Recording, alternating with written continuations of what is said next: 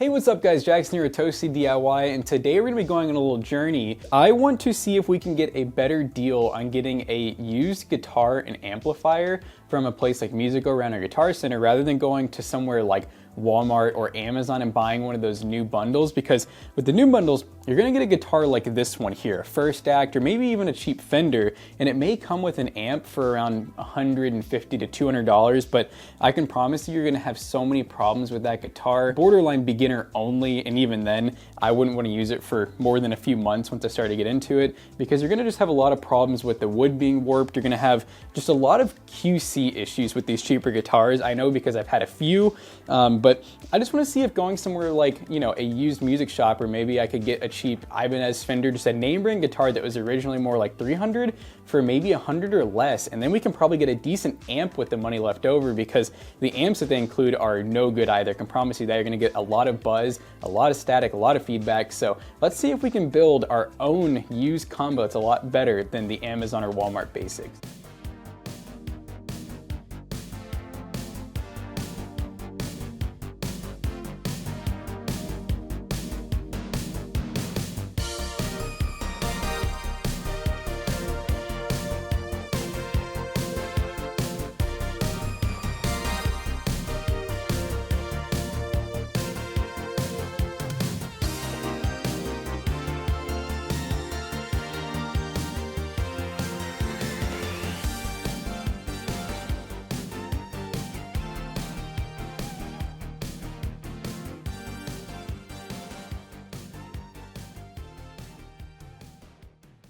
All right guys, we are back at the shop and I'm pretty excited to show you guys the haul. So all in, I ended up spending around $167 before tax, or closer to like $175 after tax. So 175 bucks is pretty competitive with some of the nicer guitar amp combos that you see on Amazon. And when I say nicer, I mean nicer than like the bottom of the barrel. They're basically kids guitars. This is a full-size standard Epiphone, which is pretty cool. Epiphone is a name brand. Gibson actually owns Epiphone. I believe they bought them in the 70s or the 80s. Epiphone actually has some pretty high-end guitars, but they also have a lot of entry-level guitars, kind of like Fender with like their Strats and stuff like that. This is actually not a bad guitar at all. It's about 150 to 200 bucks new. This one I would say is in pretty close to new condition. There's no issues that I could find with it. There was no fret buzz. I didn't notice that like the truss rod needed adjustment or anything, because the strings are just really nice and parallel like they should be to the neck. And there's really not any like major dings or dents on the guitar as a whole. So I would say on the guitar portion, we did pretty good. We saved about $50 to $75 off of buying new. And on top of that, we didn't have to wait for shipping or anything. And then for the amplifier, I ended up with the Fender 15G. This is kind of a legendary amp, because I'd probably say it's one of the most sold amps of all time, or at least series of amps. This is not one that I think you can get new anymore, but it's a 38 watt amp that runs on 120 volts, so just a standard AC 3-prong power connector. It has a handle. It does have two modes where you can switch between gain or / distortion and clean, which you do have 2 volume adjustments for that. And honestly, it sounded better than I thought it would in store. I know that this amp is kind of controversial because some people are like, oh, it's a bad amp. It is by no means a bad amp. It is just a cheap amp. It's a good entry-level amp if you're looking to get into playing guitar and you want to have clean and distorted sounds. Now this amp seems to go anywhere from like $50 to $100, and like I said, that's refurbished or used typically. And I managed to pick it up for, I think it was like 34 bucks at Guitar Center. So the amp was definitely a pretty good deal. It has a little bit of paint on it, but honestly, I kind of think it makes it look even cooler. It looks older and rugged. And like I said, it sounded really good. There wasn't a lot of feedback or any really bad noise between the guitar and the amp. So I'm really excited to actually plug in some of the new stuff I got here, because we did get some new stuff as well. So we got a power cord that came with the amp. That was free. The cable, I gotta admit, was a little expensive. I mean, I think it's a pretty nice cable, but I think it was like 17 bucks, which I definitely would not pay that much for a 6-foot cable unless I knew it was really high quality. Didn't seem too bad. 5 bucks for a brand new strap. It's not a very nice strap, but it's gonna get you to buy for sure. It's a good entry-level strap. And then I can't forget this. This is a pretty nice Dunlop pick that's 1.75 millimeters. So kind of a thicker pick, which I prefer because I like to do a lot of alternate picking. And so this was like 50 cents at the guitar store. You can buy it in just a 1-pack, which is pretty cool.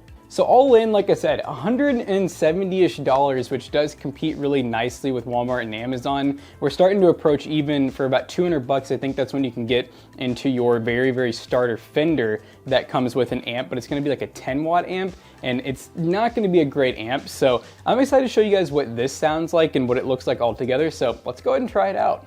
Okay.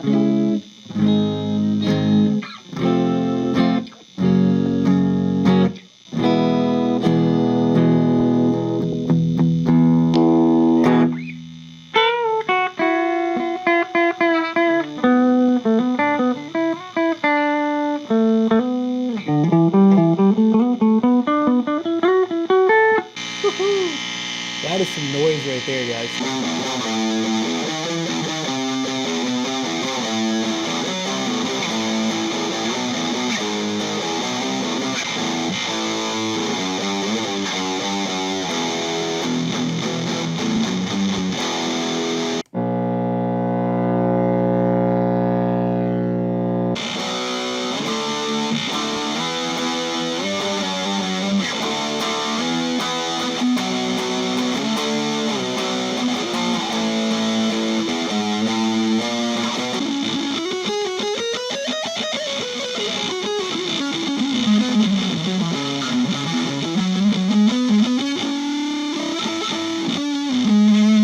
And I will say this amp is a lot better than it sounds right now. It's just because we have so many fluorescent lights in this office. I actually, when I tried it out at Music Around, it had pretty much no static to it. Trust me when I tell you, I was looking and it didn't have a lot of static when I was playing it there, but I've tried a couple outlets here and I get different levels of static at each one, but the moral of the story is it still is a cheaper amp, and this is one of the reasons why people don't love these cheaper amps. And I can promise you, if you get one of the ones from Amazon that's like a 10-watt or smaller than this one, you're still gonna have really bad feedback.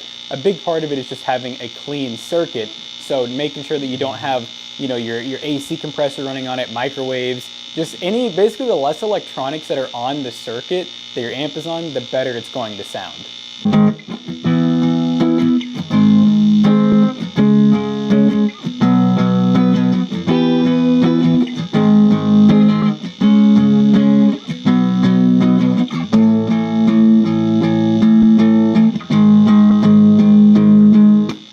So guys, the moral of the story is make sure you check out your used market before going to somewhere like Walmart or Amazon, because I promise you, you're going to get a lot more bang for buck going used. It's going to be an instrument that has already been tried and tested. And on top of that, you can actually test it out yourself just to make sure that everything looks okay with the instrument. Even if you don't know much about the instrument, you can still at least visually inspect it and make sure that nothing goes crazy wrong. Because I can tell you that guitars in shipping, because of all the wood and all the tension between the strings and everything, there's a good chance it's going to show up just horribly out of sync, and you're going to need to take it to a guitar shop just to make it playable. So that's why I really do recommend turning to places even like Facebook Marketplace. Honestly, Facebook Marketplace, you can find even better deals because people are typically desperate and just selling stuff off that they don't need. So you're going to find even nicer deals than I was able to find here. But I mean, altogether, I would say that I probably saved around $75 as if I were to buy